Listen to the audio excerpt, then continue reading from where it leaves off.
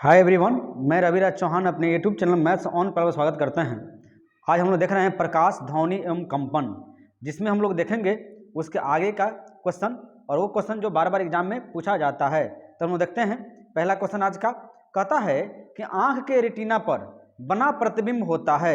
Option A वास्तविक और उल्टा, बी सीधा खड़ा और वास्तविक, सी आभासी और सीधा खड़ा, डी बढ़ा हुआ और वास्तविक। यानी अगर हम लोग देखते हैं इसका आंसर कि आंख के रेटिना पर बना प्रतिबिंब होता है, तो याद रखिएगा कि आंख पे आंख के रेटिना पर बना प्रतिबिंब होता है वास्तविक और उल्टा, यानी ऑप्शन नंबर ए इस क्वेश्चन का आंसर हो जाएगा।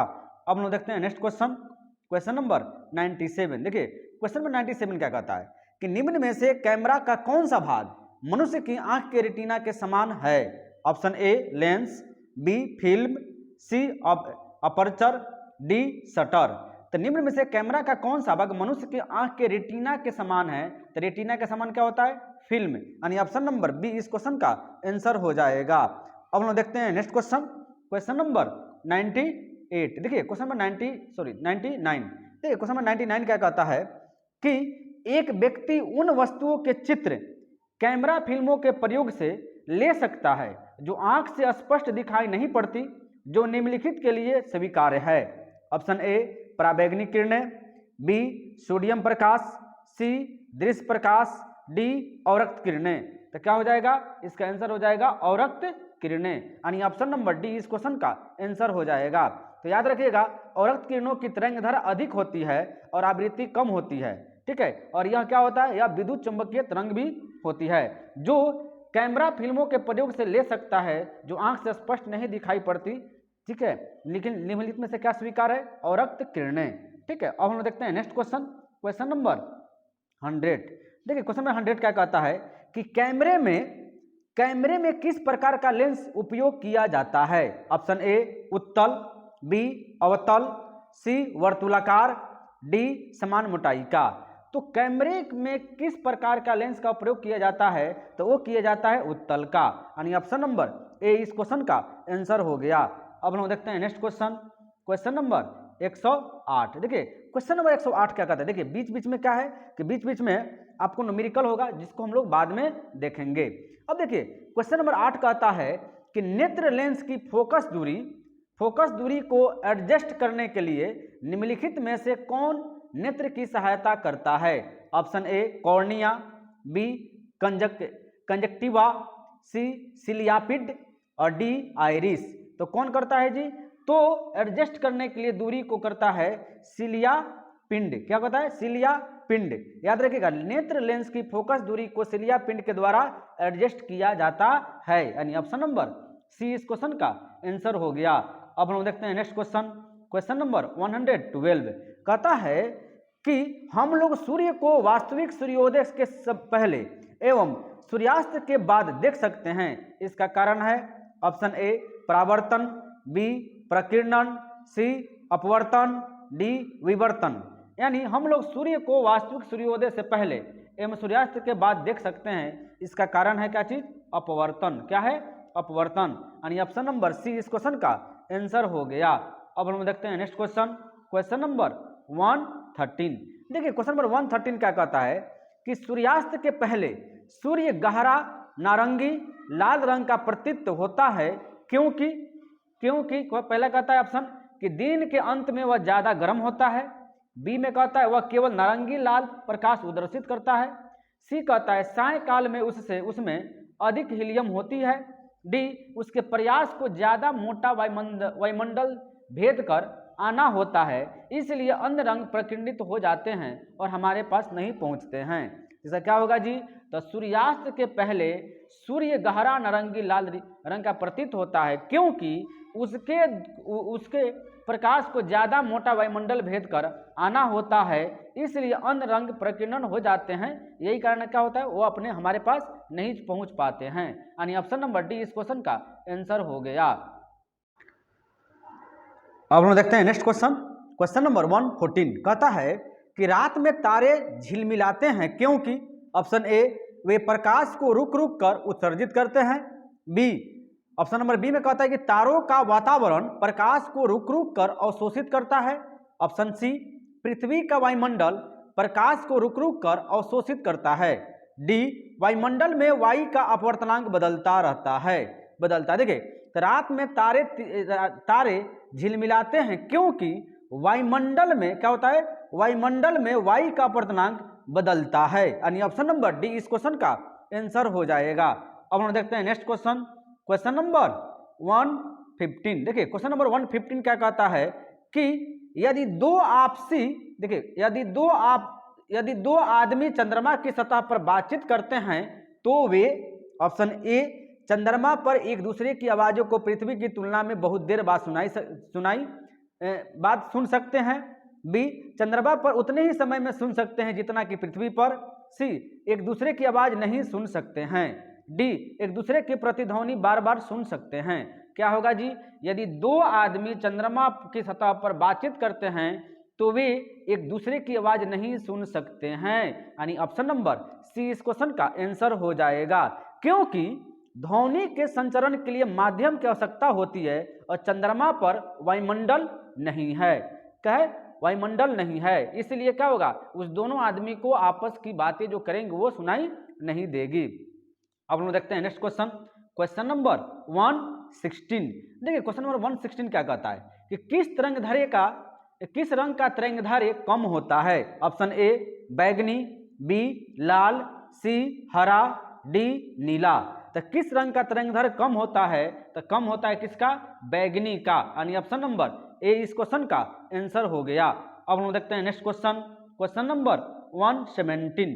देखिए, क्वेश्चन नंबर 117 क्या कहता है कि मोटर वाहनों में पश्च दृश्य के दर्पण के रूप में कौन सा दर्पण उपयोग में आता है।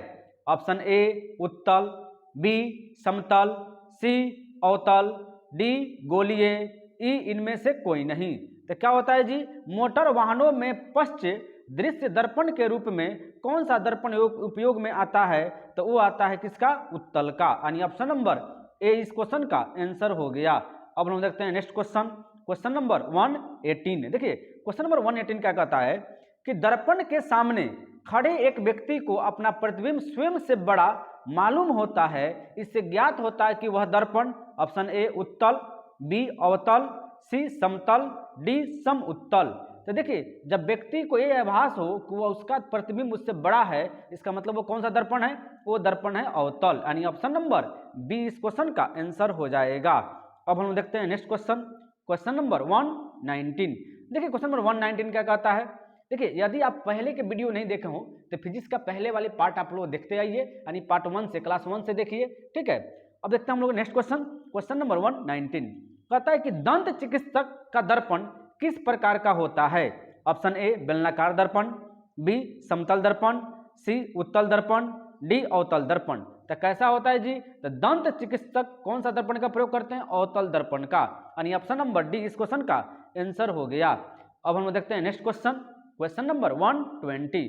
क्वेश्चन नंबर 120 कहता है कि एक ओर बंद तथा दूसरी ओर खुली एक पाइप देगी। ऑप्शन ए, सभी हार्मोनिक्स, बी, सभी सम हार्मोनिक्स, सी, सभी विषम हार्मोनिक्स, डी, कोई हार्मोनिक्स नहीं।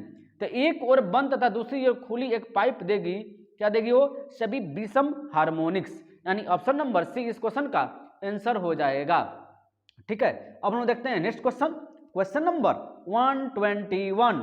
देखिए, 121 में क्वेश्चन नंबर क्या कहता है कि इंद्रधनुष कितने रंग दिखाता है। Option A, 7, B, 10, C, 12, D, 5। तो कितने दिखाता है जी, तो ये दिखाता है 7 रंग। तो याद रखिएगा, इंद्रधनुष में कितने रंग होते हैं, तो 7 रंग होते हैं। यानी ऑप्शन नंबर ए इस क्वेश्चन का आंसर हो जाएगा। ऑप्शन ए क्वेश्चन का ऐसे आंसर हो जाएगा। देखिए, 7 रंग कौन कौन, बैगनी, जामुनी, नीला, हरा, पीला, नारंगी और लाल होते हैं, ठीक है। अब हम देखते हैं नेक्स्ट क्वेश्चन, क्वेश्चन नंबर 122। देखिए, क्वेश्चन नंबर 122 क्या कहता है कि इंद्रधनुष में किस रंग का विक्षेपण अधिक होता है। ऑप्शन ए, बैगनी, बी, पीला, सी, लाल, डी, नीला। तो इंद्रधनुष में किस रंग का विक्षेपण अधिक होता है, तो वो होता है विक्षेपण किसका, लाल का। यानी ऑप्शन नंबर डी इस क्वेश्चन का आंसर हो जाएगा। Sorry question option number C इस क्वेश्चन का आंसर हो जाएगा। अब हम देखते हैं नेक्स्ट क्वेश्चन, क्वेश्चन नंबर 123। देखिए क्वेश्चन नंबर 123 क्या कहता है कि इंद्रधनुष कैसे बनता है। ऑप्शन ए प्रकाश के परावर्तन से, बी प्रकाश के अपवर्तन से, सी अपवर्तन एवं प्रकाश के पूर्ण आंतरिक परावर्तन से, डी प्रकाश के वर्ण विक्षेपण से। तो कैसे बनता है जी, तो इंद्रधनुष कैसे बनता है, तो इंद्रधनुष बनता है अपवर्तन एवं प्रकाश के पूर्ण आंतरिक परावर्तन से, यानी ऑप्शन नंबर सी इस क्वेश्चन का आंसर हो गया। अब हम देखते हैं नेक्स्ट क्वेश्चन, क्वेश्चन नंबर 124। देखिए क्वेश्चन नंबर 124 कहता है कि जल की बूंदों द्वारा प्रकाश के डैश से इंद्रधनुष बनता है। ऑप्शन ए विसरण, बी प्रकीर्णन, सी पूर्ण आंतरिक परावर्तन, डी विसरण एवं पूर्ण आंतरिक परावर्तन। तो क्या होता है, जल की बूंदों द्वारा प्रकाश के डैश से इंद्रधनुष बनता है। कैसे बनता है, तो वो बनता है पूर्ण आंतरिक परावर्तन से, यानी ऑप्शन नंबर सी इस क्वेश्चन का आंसर हो जाएगा। अब हम देखते हैं नेक्स्ट क्वेश्चन, क्वेश्चन नंबर 125। देखिए क्वेश्चन नंबर 125 क्या कहता है कि प्रकाश की गति की तुलना में रेडियो तरंग की गति क्या होता है। ऑप्शन ए कम होती है, बी ज्यादा होती है, सी एक समान होती है, डी अनंत होती है, ई कोई नहीं। तो क्या होता है जी, तो वो होता है क्या चीज, एक समान होती है। प्रकाश की गति की तुलना में रेडियो तरंग की गति एक समान होती है, यानी ऑप्शन नंबर सी इस क्वेश्चन का आंसर हो गया। अब हम लोग देखते हैं नेक्स्ट क्वेश्चन, क्वेश्चन नंबर 126। देखिए क्वेश्चन नंबर 126 क्या कहता है कि निम्नलिखित में किसकी वेदन क्षमता अधिक है। ऑप्शन ए अल्फा किरणें, बी बीटा किरणें, सी गामा किरणें, डी न्यूट्रॉन। तो निम्नलिखित में किसकी वेदन क्षमता अधिक होती है, तो वेदन क्षमता किसकी होती है, तो गामा किरणें की, यानी ऑप्शन नंबर सी इस क्वेश्चन का आंसर हो गया। तो याद रखिएगा इनकी वेदन क्षमता सबसे अल्फा और बीटा कणों की अपेक्षा बहुत कम होता है, किसका, गामा किरणें का, इसलिए इसका आंसर क्या हो जाएगा, गामा किरण। अब हम देखते हैं नेक्स्ट क्वेश्चन, क्वेश्चन नंबर 127। देखिए क्वेश्चन नंबर 127 क्या कहता है कि निम्नलिखित विद्युत चुंबकीय तरंगों में किसकी तरंग दैर्घ्य अधिकतम होती है। ऑप्शन ए एक्स किरणें की, बी वाई किरणें की, सी पराबैंगनी किरणें की, डी अवरक्त किरणें की। तो किसकी होती है, तो निम्नलिखित विद्युत चुंबकीय तरंगों में किसकी तरंग दैर्घ्य सबसे अधिक होती है, तो वो होती है अवरक्त किरणों की, यानी ऑप्शन नंबर डी इस क्वेश्चन का आंसर हो जाएगा। अब हम देखते हैं नेक्स्ट क्वेश्चन, क्वेश्चन नंबर 130। देखिए 130 में क्या कहता है कि 130 में कि एक टीवी सेट को संचालित करने के लिए टीवी रिमोट कंट्रोल निम्नलिखित में से किसका उपयोग करता है। ऑप्शन ए प्रकाश तरंगों का, बी ध्वनि तरंगों का, सी सूक्ष्म तरंगों का, डी रेडियो तरंगों का। तो किसका प्रयोग करता है जी, तो ये किया जाता है सूक्ष्म तरंगों का, यानी ऑप्शन नंबर सी इस क्वेश्चन का आंसर हो गया। अब हम देखते हैं नेक्स्ट क्वेश्चन, क्वेश्चन नंबर 131। देखिए क्वेश्चन नंबर 131 क्या कहता है कि पीली रोशनी में एक गहरी नीली वस्तु कैसी दिखाई देगी। ऑप्शन ए नारंगी, बी बैगनी, सी भूरी ब्राउन, डी काली। तो पीली रोशनी में एक गहरी नीली वस्तु कैसी दिखाई देती है, तो वो देती है काली, यानी ऑप्शन नंबर डी इस क्वेश्चन का, ऑप्शन नंबर डी इस क्वेश्चन का आंसर हुआ। यानी कैसी दिखती है पीली रोशनी में, तो काली दिखती है गहरी नीली वस्तु में वस्तु। अब हम देखते हैं नेक्स्ट क्वेश्चन, क्वेश्चन नंबर 132। देखिए क्वेश्चन नंबर 132 क्या कहता है कि फोटोग्राफी में उपयोग किया गया प्रकाश संवेदिक यौगिक है, किसका है जी, तो option A silver chloride, B silver sulphide, C silver bromide, D silver oxide. तो किसका होता है जी, तो ये होता है सिल्वर ब्रोमाइड का, यानी ऑप्शन नंबर सी इस क्वेश्चन का आंसर हो गया। तो याद रखिएगा कि फोटोग्राफी में उपयोग किया गया प्रकाश संवेदी यौगिक है किसका, सिल्वर ब्रोमाइड का। अब हम देखते हैं नेक्स्ट क्वेश्चन, क्वेश्चन नंबर 133। देखिए क्वेश्चन नंबर 133 क्या कहता है कि फोटोग्राफी में उपयोगी हाइपो रासायनिक रूप से क्या है। Option A silver bromide, B sodium thiosulphate, C sodium phosphate, D silver nitrate. तो फोटोग्राफी में उपयोगी हाइपो रासायनिक, याद रखिएगा इसमें क्या जुड़ गया है, हाइपो रासायनिक रूप से क्या होता है, तो सोडियम थायोसल्फेट होता है, यानी ऑप्शन नंबर बी इस क्वेश्चन का आंसर हो गया। अब हम देखते हैं नेक्स्ट क्वेश्चन, क्वेश्चन नंबर 135। देखिए 135 में क्या कहता है कि कांच में से गुजरने पर प्रकाश के किस रंग की गति धीमी होती है। ऑप्शन ए लाल, बी बैगनी, सी हरा, डी पीला, ई इनमें से कोई नहीं। तो क्या होता है जी, कांच में से गुजरने पर प्रकाश के किस रंग की गति धीमी होती है? तो वो होती है बैगनी की। याद रखिएगा, किसकी होती है? बैगनी की, यानी ऑप्शन नंबर बी इस क्वेश्चन का आंसर हो गया। अब हम लोग देखते हैं नेक्स्ट क्वेश्चन, क्वेश्चन नंबर 136। देखिए क्वेश्चन नंबर 136 क्या कहता है कि डैश से होकर गुजरते हुए प्रकाश की गति न्यूनतम होती है। ऑप्शन ए जल, बी निर्वात, सी कांच, डी वायु। तो किस में होता है जी? तो ए होता है कांच में, यानी ऑप्शन नंबर सी इस क्वेश्चन का आंसर हो गया।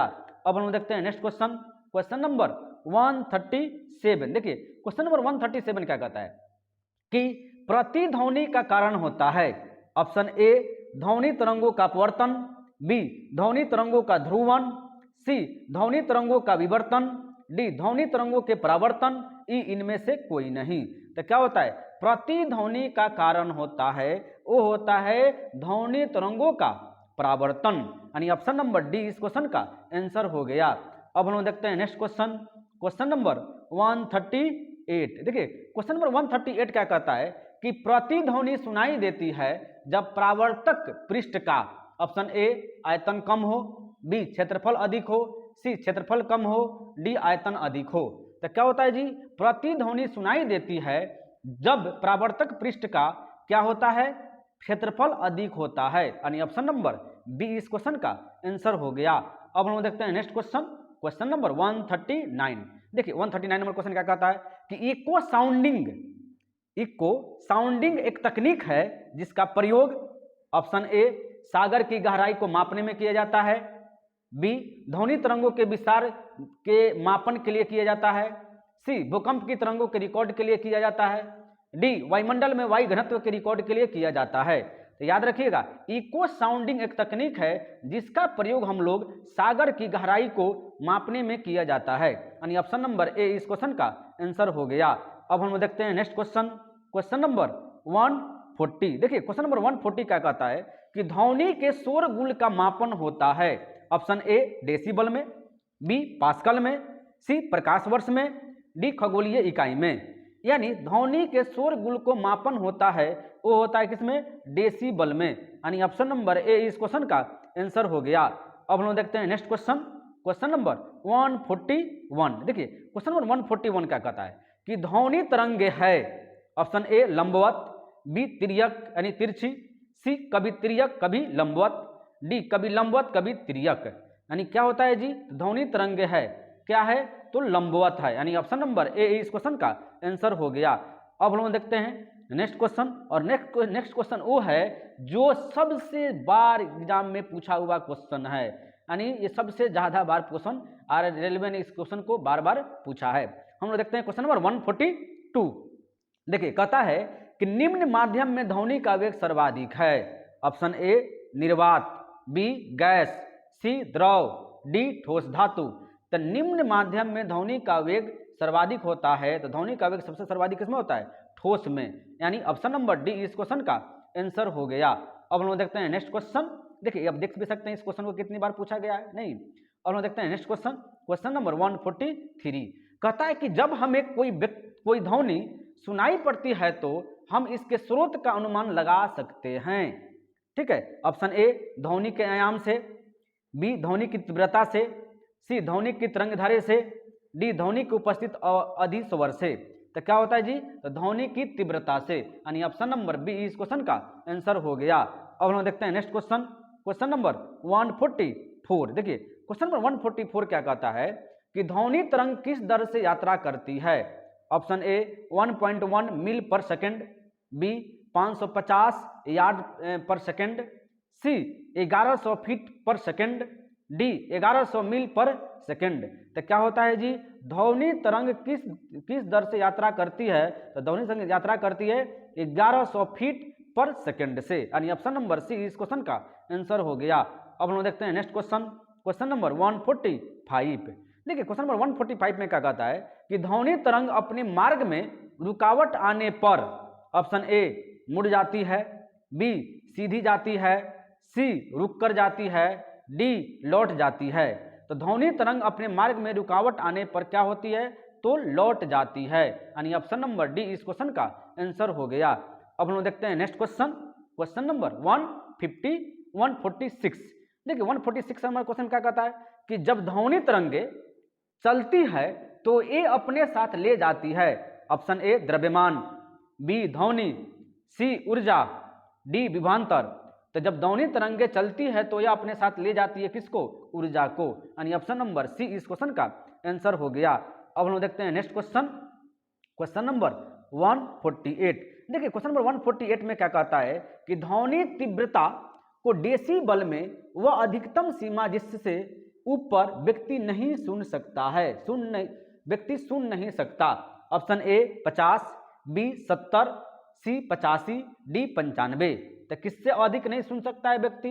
तो 95 डेसिबल से ऊपर नहीं सुन सकता है, यानी ऑप्शन नंबर डी इस क्वेश्चन का आंसर हो गया। अब हम देखते हैं next question, question number 150।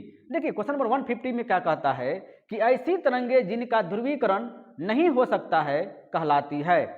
Option A अनुप्रस्थ तरंगे, बी प्रकाश तरंगे, सी विद्युत चुंबकीय तरंगे, डी अनुधारीय तरंगे। यानी ऐसी तरंगे जिनका ध्रुवीकरण नहीं हो सकता है कहलाती है अनुधारीय तरंगे। क्या होती है? अनुधारीय तरंगे, यानी ऑप्शन नंबर डी इस क्वेश्चन का आंसर हो गया।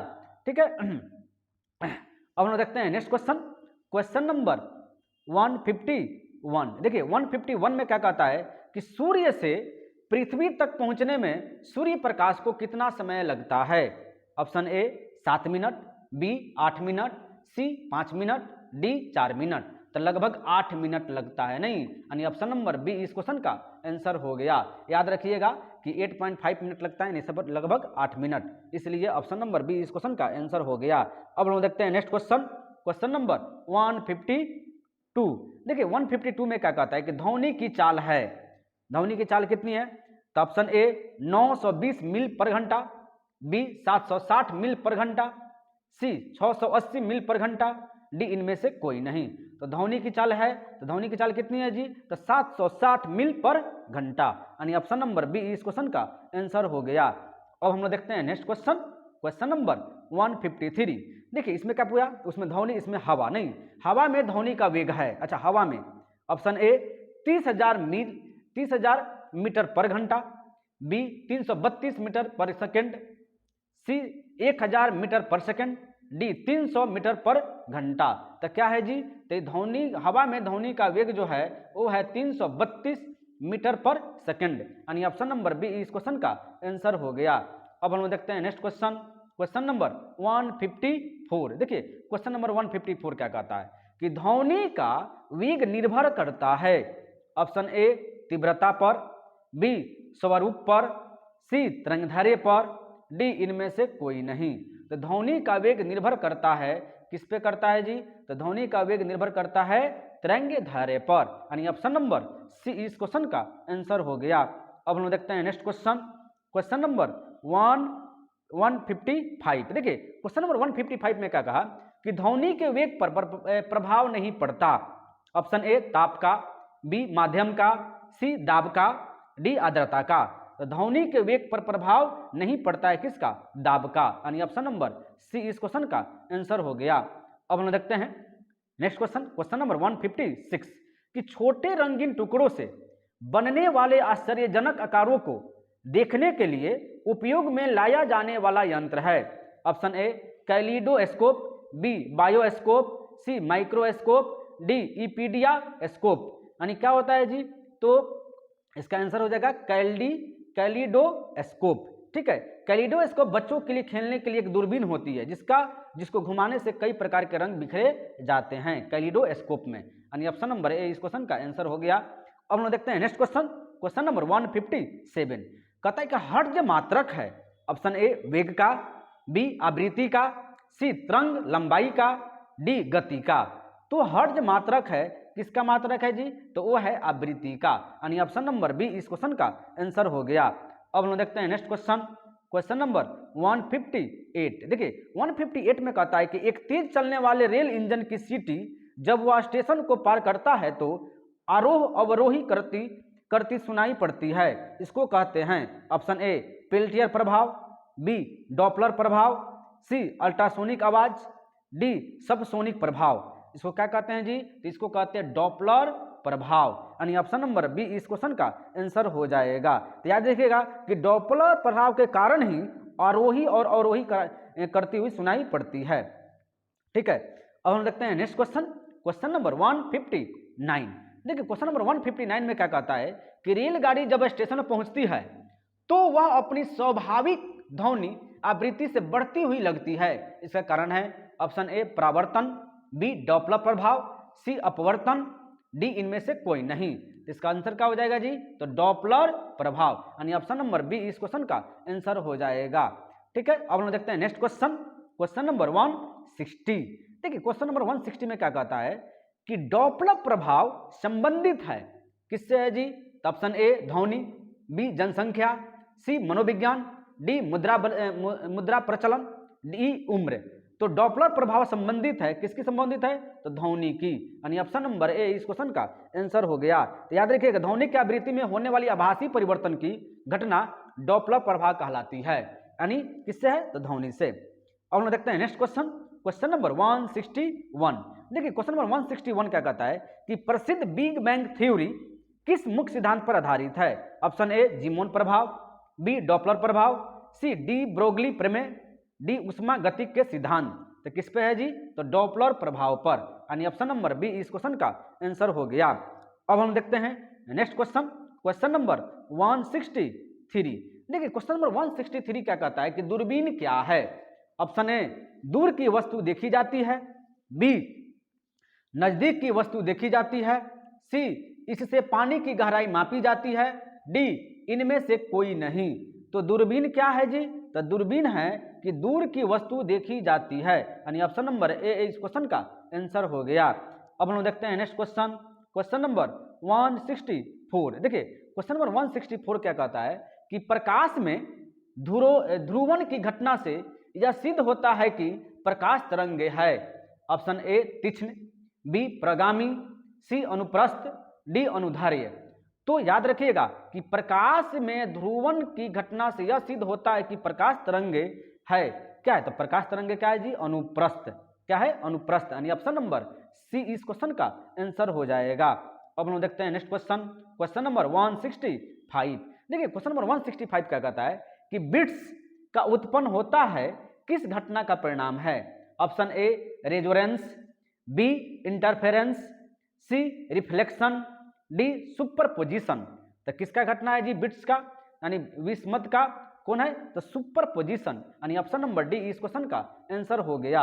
अब हम देखते हैं नेक्स्ट क्वेश्चन, क्वेश्चन नंबर 167। देखिए क्वेश्चन नंबर 167 क्या कहता है कि जब मैक संख्या 1 हो तो ध्वनि को डैश कहा जाता है। ऑप्शन ए उपध्वनिक, बी उपराध्वनिक, सी ध्वनिक, डी इनमें से कोई भी नहीं। तब जब मैक संख्या 1 हो तो उसको क्या कहते हैं? ध्वनिक कहते हैं, यानी ऑप्शन नंबर सी इस क्वेश्चन का आंसर हो गया। अब हम देखते हैं नेक्स्ट क्वेश्चन, क्वेश्चन नंबर 168 कहता है कि ध्वनि किस रूप में यात्रा करती है? ऑप्शन ए अनुप्रस्थ तरंगों के रूप में, बी अनुदैर्ध्य तरंगों के रूप में, सी स्थिर तरंगों के रूप में, डी अनुप्रस्थ एवं अनुदैर्ध्य तरंगों के रूप में। तो ध्वनि किस में करती है जी? तो ध्वनि तो अनुदैर्ध्य में तरंगों के रूप में करती है, यानी ऑप्शन नंबर बी इस क्वेश्चन का आंसर हो गया। अब हम देखते हैं नेक्स्ट क्वेश्चन, क्वेश्चन नंबर 169। स्वर की गुणात्मकता ऑप्शन ए उच्चता के साथ घटती है, बी सुर के रूप में सीधे बदल जाती है, सी विद्यमान अधिस्वर पर निर्भर करती है, डी विस्तार के रूप में प्रतिलोम के रूप में बदल जाती है। इसका आंसर क्या हो जाए जी? इसका आंसर हो जाएगा ऑप्शन नंबर सी विद्यमान अधिस्वर पर निर्भर करती है, यानी ऑप्शन नंबर सी इस क्वेश्चन का आंसर हो गया। अब हम देखते हैं नेक्स्ट क्वेश्चन, क्वेश्चन नंबर 170। देखिए क्वेश्चन नंबर 170 क्या कहता है कि निम्नलिखित में से किसकी ध्वनि का तरत्व अधिक होगा? ऑप्शन ए पुरुषों की ध्वनि, बी शेर का दहाड़ना, सी मच्छर की भिन्न भिन्नाहट, डी इनमें से कोई नहीं। तो निम्नलिखित में से किसकी ध्वनि के तरत्व अधिक होगा? तो किसका होगा जी? वो होगा मच्छर की भिन्न भिन्नाहट, यानी ऑप्शन नंबर सी इस क्वेश्चन का आंसर हो जाएगा। अब हम देखते हैं नेक्स्ट क्वेश्चन, क्वेश्चन नंबर 171 कहता है 171 में कि जब ध्वनि तरंगे पानी के अंतःपृष्ठीय भाग से अपरिवर्तित होती है तो निम्न में से कौन अपरिवर्तित रहता है? ऑप्शन ए तरंगदैर्घ्य, बी चाल, सी आवृत्ति, डी आयाम। तो कौन होता है जी? तो इसमें होता है आवृत्ति, यानी ऑप्शन नंबर सी इस क्वेश्चन का आंसर हो गया।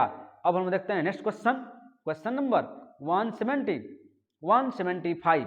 देखिए क्वेश्चन नंबर 175 में क्या कहता है कि अलग अलग तारे का रंग अलग अलग होता है, निम्नलिखित में से किसके कारण ऐसा होता है? ऑप्शन ए चाल, बी दूरी, सी तापमान, डी इनका प्राकृतिक रंग।